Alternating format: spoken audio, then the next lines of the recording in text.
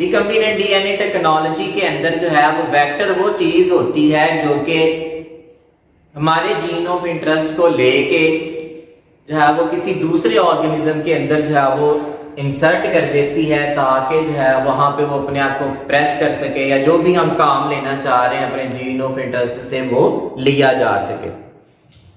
Vector जो है यहाँ पे रिकम्बिनेंट डीएनए टेक्नोलॉजी में जो मोस्टली यूज होते हैं they are of two type, दो किस्म के वेक्टर्स होते हैं, एक है प्लाज्मिड्स और दूसरे किस्म के वेक्टर जो हैं वो हैं वायरसेस। प्लाज्मिड जो है ये आप लोगों को पता है कि प्लाज्मिड जो है वो हम एक्स्ट्रा क्रोमोसोमल डीएनए जो होता है बैक्टीरिया के अंदर सर्कुलर फॉर्म के अंदर उसको जो है वो प्लाज्मिड कहते हैं। प्लाज्मिड क्या है? Extra chromosomal DNA present in bacteria, वो कहलाता है प्लाज्मिड। ये सर्कुलर फॉर्म में डबल स्ट्रैंडेड डीएनए के जो है वो पीसीज होते हैं।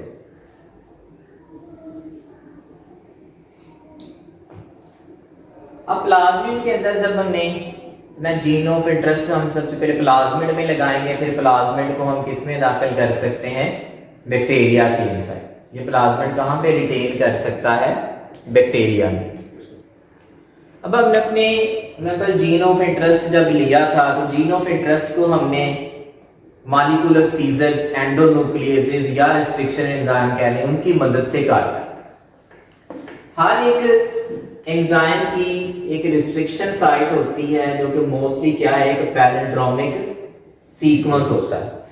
कल आपने हिंट 3 के जो है वो पढ़ी थी कि उसकी एक पैलिंड्रोमिक साइट के ऊपर जाके जो है वो वहाँ पे कट लगाता है तो उसमें कुछ फ्लैंकिंग एंड जो है वो नजर आते हैं। उसकी जो रिस्ट्रिक्शन साइट है वो क्या थी? ए जी सी टी और टी, और वो कट कहाँ पे लगाता है? 2 ए के दरमियान में। एक ए यहाँ पे है, बाकी यहाँ पे उसने कट लगा दिया है। इधर जो साइट आएगी उसमें यहाँ पे एक ए आ जाएगा, यहाँ पे जो आएगा बिल्कुल इसके इक्वल सीक्वेंस होगा, सॉरी सेम सीक्वेंस होगा रिवर्स फॉरवर्ड में ए जी सी टी और टी। यहां पे उसने कट लगाया। बिल्कुल इसी तरह जो है ये 2 फ्लैंकिंग साइड बनती है, 2 साइड्स बनती हैं, दोनों को हम कहेंगे स्टिकी एंड्स हैं। ये हमने किसी एक एंजाइम की मदद से काटे हैं, ये फर्ज किया हुआ है हमने कि हिंट 3 से काटे हैं तो ये वाली साइड वहां पे बनती है। अब हमने लेना है प्लाज्मिड। प्लाज्मिड को भी हमने सेम एंजाइम से काटना होता है जिस एंजाइम से हमने किसको काटा है? अपने जीन ऑफ इंटरेस्ट को काटा। सेम एंजाइम के साथ हमने जो है वो अपने प्लाज्मिड काटना है। आपने यही एंजाइम जो है जब प्लाज्मिड के ऊपर अप्लाई करना है तो प्लाज्मिड के अंदर जहां पे एंजाइम को अपना सीक्वेंस मिलेगा वो वहीं पे कट लगाएगा। मिसाल के तौर पे इसको एंजाइम को यहाँ पे अपना जो है वो सीक्वेंस मिलता है तो यहाँ पे जो कट लगाएगा उसमें भी 2 किस्म की फ्लैंकिंग साइड जो है वो यहाँ पे मिलेंगी।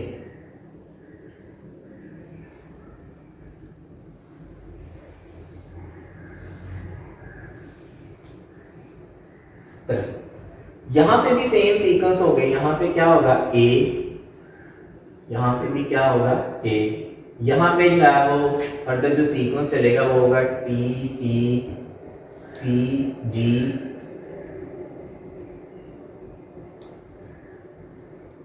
ए ए।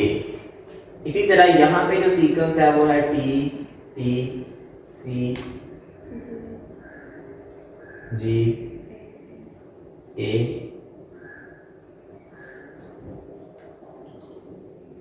तो यहां से तो उसने काट लिया, एक ए इधर आ गया है, काटो एक ये इधर आ गई है। पहले जुड़े हुए थे आपस में, अब ये एक दूसरे से काट के जो है वो क्या हो गए? सेपरेट हो गए। जब सेम साइड उसको मिलेगी एंजाइम को अपनी तो वो वहां पे क्या करेगा? कट डाउन करेगा। हमने जिसके जरिए से अपना काटा हुआ था जीन ऑफ इंटरेस्ट उसी एंजाइम से हमने क्या काट लिया? अपना प्लाज्मिड। अब हम इन दोनों का मिक्सचर को मिक्स कर लेना होगा। प्लाज्मिड के और अपने जीन ऑफ इंटरेस्ट के को मिक्स किया। यहाँ पे प्लाज्मिड थे, बीच में हमारे जीन ऑफ इंटरेस्ट हैं, और हमने साथ में अपने एंजाइम जो है, जो भी एंजाइम हम यूज कर रहे थे वो इंसर्ट कर दिया। तो यहाँ पे कट लगेंगे प्लाज्मिड में और वहां पे क्या इंसर्ट हो जाएगा, जीन ऑफ इंटरेस्ट। अब कुछ प्लाज्मिड में जीन ऑफ इंटरेस्ट दाखिल हो जाएगा, कुछ प्लाज्मिड में जीन ऑफ इंटरेस्ट दाखिल नहीं हो पाएगा। अब हमारे पास दो किस्म के प्लाज्मिड जो है वो तैयार हो गए। एक ये है जिनमें हमारा जीन ऑफ इंटरेस्ट जो है वो मौजूद है, और कुछ ऐसे भी होंगे जिनमें हमारा जीन ऑफ इंटरेस्ट दाखिल नहीं हुआ। फिर हमने इन प्लाज्मिड्स को जो है वो इंसर्ट करना है बैक्टीरिया में। ये प्लाज्मिड अब किसमें दाखिल किए जाएंगे, बैक्टीरिया में। इनको अपटेक कौन करता है, बैक्टीरिया। फिर हमने प्लाज्मिड का मिक्सचर लेना है।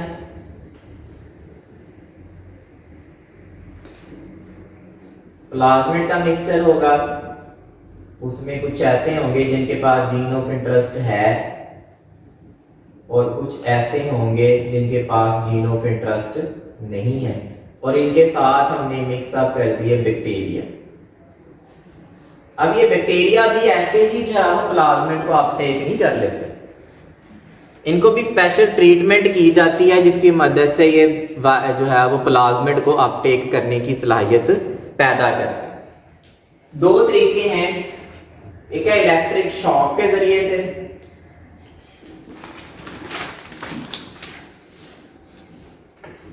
दूसरा है केमिकल क्रिस्टल के जरिए से।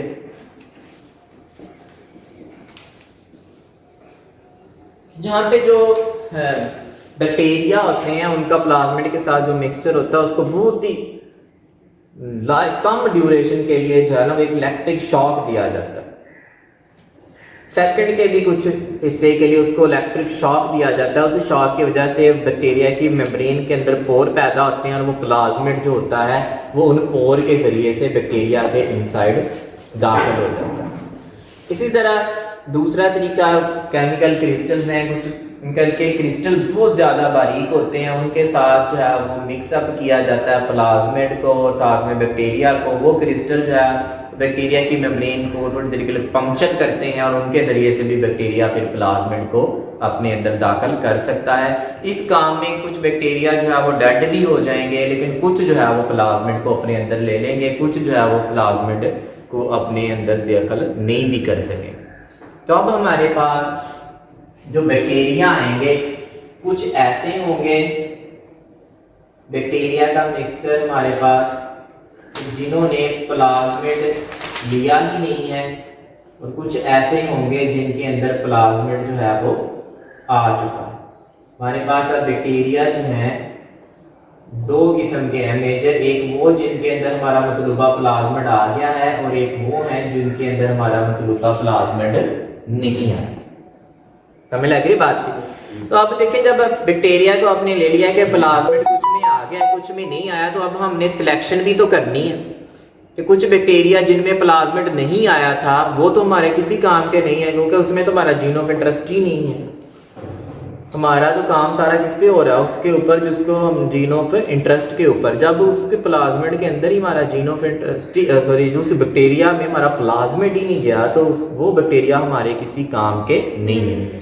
तो उन बैक्टीरिया को यहाँ से लहदा करना है। वो लहदा कैसे करते हैं?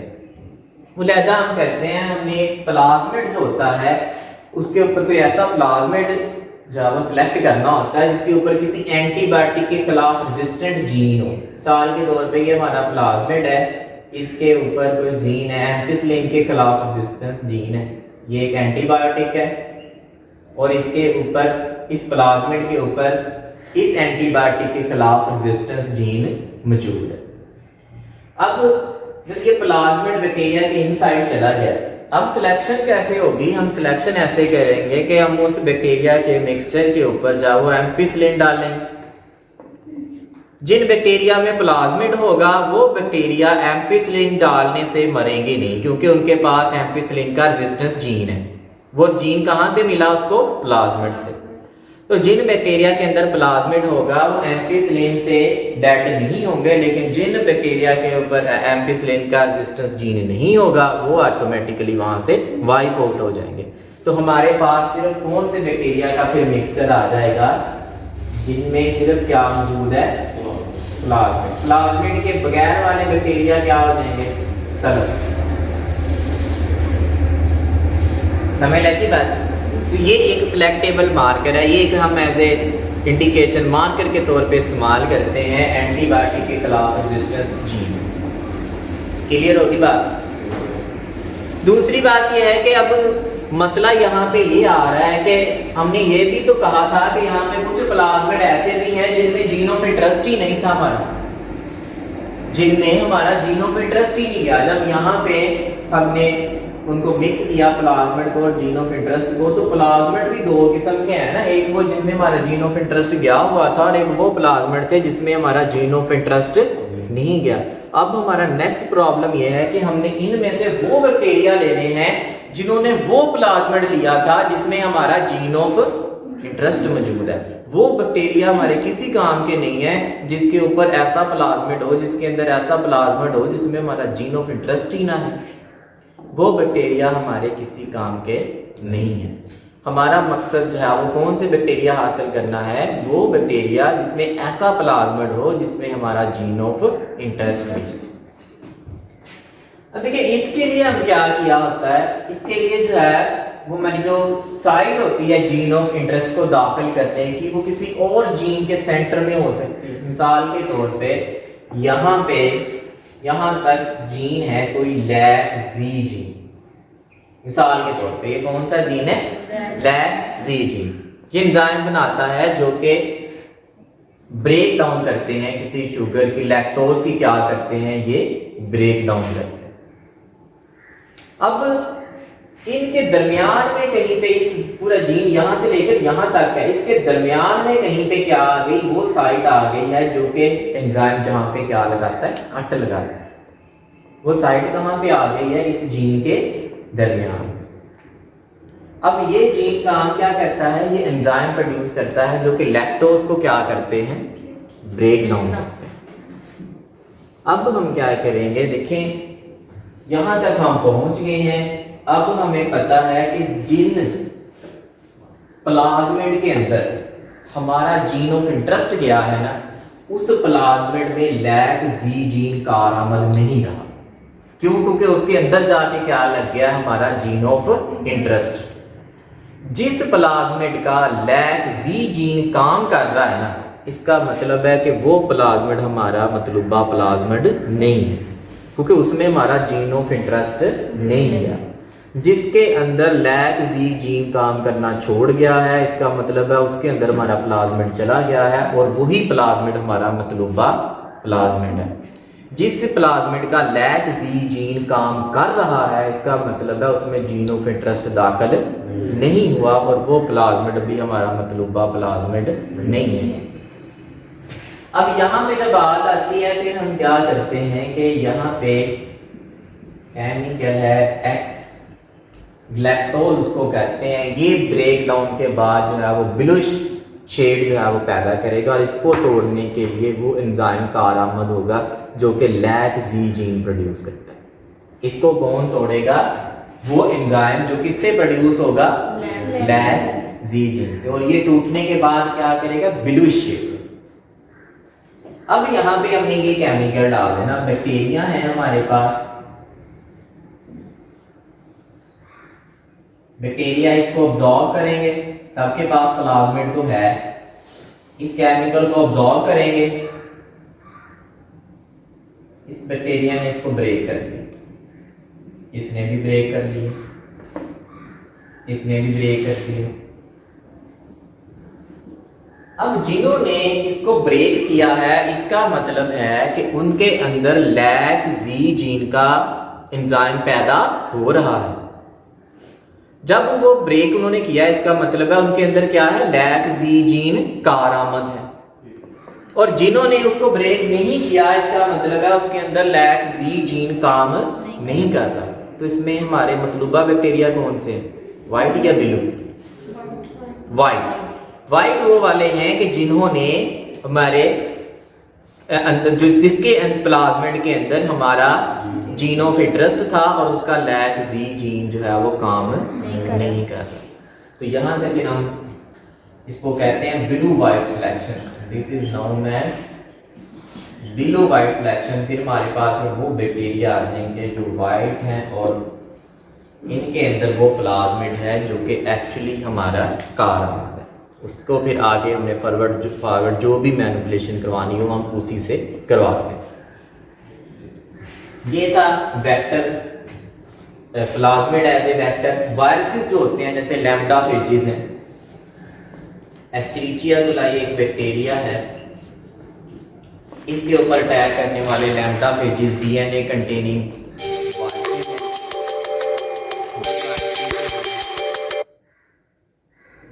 ये वायरसेस जो हैं वो यहाँ पे एस्चेरिचिया कोलाई के अंदर अटैक करते हैं और अपना वो पता है कि जीनोम जो है वो दाखिल करते हैं किसके अंदर, बैक्टीरिया के इनसाइड। इनका लाइफ साइकिल जो है वो आप लोगों ने पढ़ा हुआ है कि वायरसेस जो है लैम्डाफेजेस का लाइफ साइकिल, ये बैक्टीरिया के ऊपर अटैक करके फिर उसको जो है वो फर्दर समटाइम प्रोफेज जो है वो बन के उसके जीनोम के अंदर बैठ जाते हैं। सबसे पहले लैम्डाफेजेस को भी उनके डीएनए को भी जो है वो उसी एंजाइम के साथ ट्रीट किया जाता है जिसके साथ हमने अपना जीन ऑफ इंटरेस्ट निकाला होता है। इस जीन ऑफ इंटरेस्ट को वायरस के डीएनए में दाखिल कर दिया जाता है, वायरस फिर उसको कैप्चर करता है, फिर किसी दूसरे बैक्टीरिया पे अटैक करता है, वहाँ पे जो है वो अपना डीएनए जो है वो प्रोफेज के तौर पे उस बैक्टीरिया के अंदर लगा दे तो हमारा जीन ऑफ इंटरेस्ट भी उस बैक्टीरिया के अंदर दाखिल हो जाता है। तो ये लैम्डाफेजेस जो है वो भी हम यूज़ कर सकते हैं एज ए वेक्टर।